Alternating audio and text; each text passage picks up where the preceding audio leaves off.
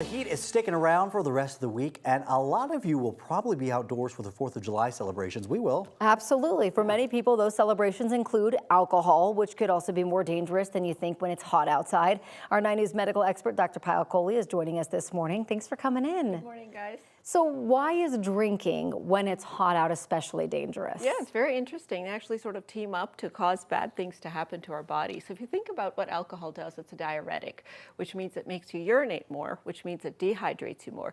It also opens up the blood vessels on our skin, which the heat does as well. Huh.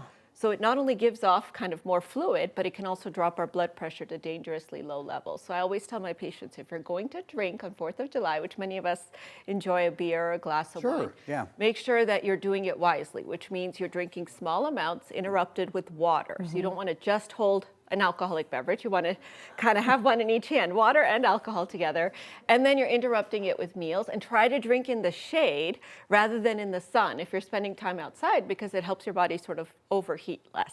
All right, let's talk about another staple for many people's 4th of July celebrations. What tips do you have for a safe barbecue or picnic when it's really hot outside? Yeah, so if you think about what we're doing when we're barbecuing, we're standing right next to the grill, which is very, very hot. So it's raising our body temperature, making us more at risk for heat-related illness and such. So try to keep your distance from that grill.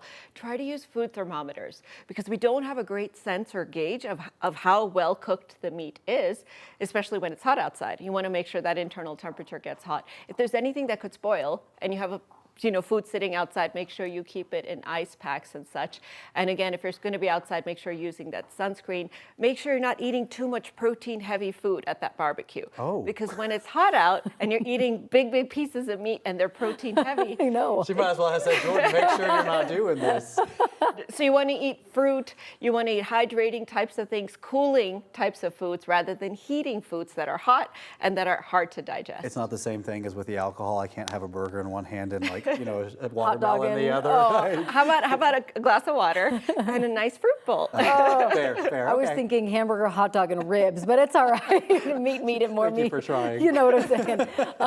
Also, I think with the heat, a lot of people are taking their kids to the pool, and you think, okay, well, they're in the water, they stay hydrated. Not so much. No, in fact, we can get more easily dehydrated in the pool, and the reason for that is we're doing more physical activity, right? So kids are playing around in the pool, they're jumping around, so they're giving off more water, and then that chlorinated water in the pool can actually dry your skin, which can cause more what we call insensible fluid loss.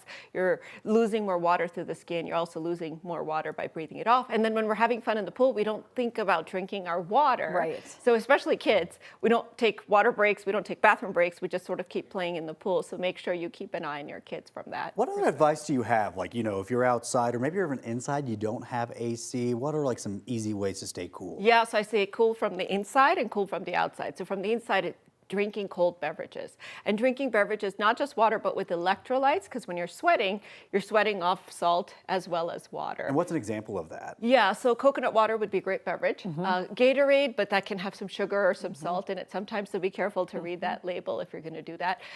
Any kind of lemonade that you make at home can have a little bit of salt, a little bit of sugar. That's a really nice beverage to cool off. Try to avoid the caffeine.